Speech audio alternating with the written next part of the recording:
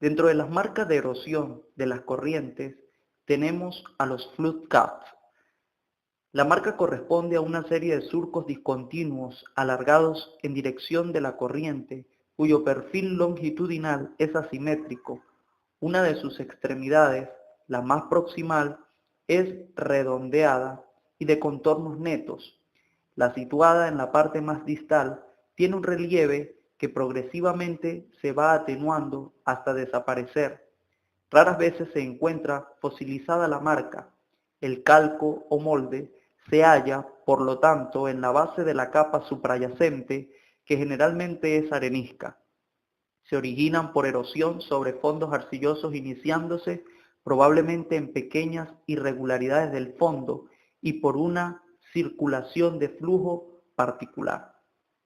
Según su morfología, pueden existir una gran cantidad de tipos, como lo son los bulbosos, en abanico, linguiformes, envolventes, retorcidos, en cola de cometa, filiformes y en ojiva.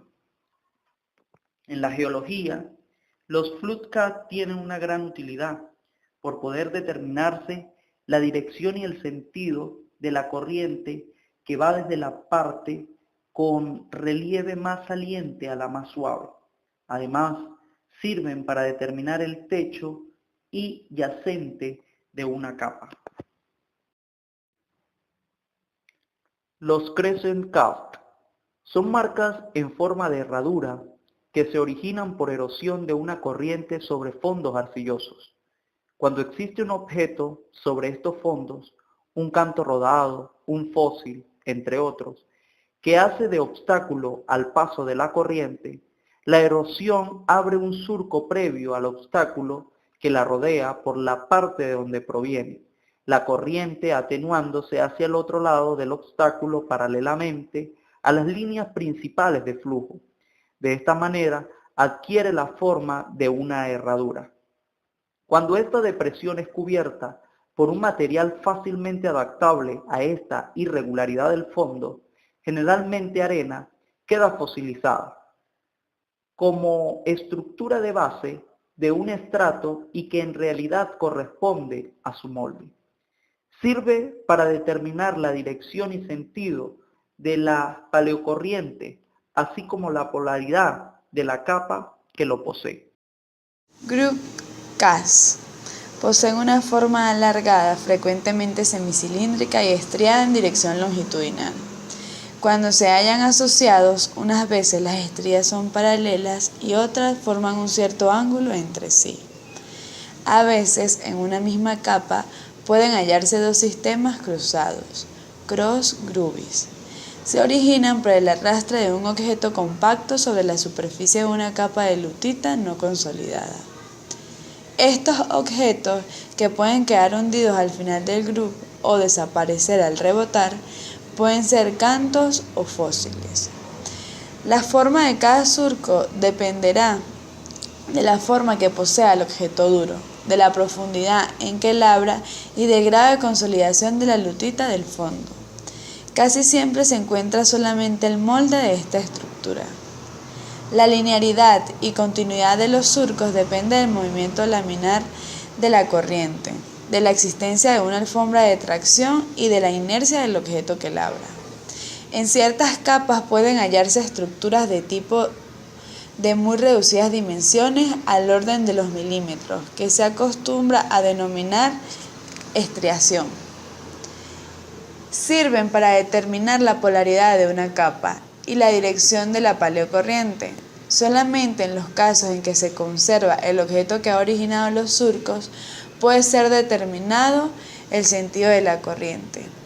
Son muy frecuentes en series turbidíticas, aunque no exclusivas, pues pueden hallarse en cualquier capa que ha sido transportada mediante una corriente tractiva. Chevron Cas. Corresponde al molde de una serie alineada de surcos en punta de flecha, con las puntas dirigidas en sentido de la corriente, que en conjunto asemeja una espina de pez. Se origina por el arrastre de un objeto sobre un fondo lutítico poco consolidado. Según sea la plasticidad del material del fondo, se puede formar un groove o un chevron. Sirve para la determinación de la polaridad de una capa y la dirección y el sentido de la paleocorriente. Se encuentran dominantemente en sieres turbidíticas. En sedimentos antiguos son relativamente frecuentes las estructuras erosivas y fosilizadas por otros materiales. En este caso, utilizaremos el término de canal para designar cualquier estructura correspondiente a surcos abiertos por erosión, desde unos pocos centímetros a grandes dimensiones, que posteriormente son rellenados por sedimento.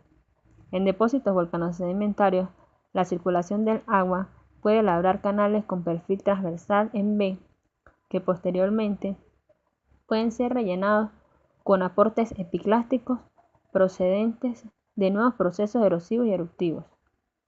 Estos canales pueden ser también labrados por los propios flujos piroclásticos, predominando entonces los perfiles en U. Los canales son estructuras erosivas rellenas y fosilizadas por otros materiales. Estos son cauces de tamaño muy variable, con una morfología muy diversa y con un relleno muy variado. Aparecen en medios sedimentarios muy distintos, desde el medio fluvial a los abanicos turbidíticos abisales, pasando por los deltas, llanuras de marea y abanicos luviales. Además, son criterios de polaridad y junto con otros criterios de paleoambiente.